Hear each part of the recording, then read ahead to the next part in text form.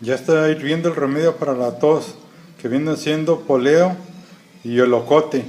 Y ahorita que se enfríe, ahorita le voy a apagar y ahorita, o dejarlo un ratito más para que esté mejor hervido.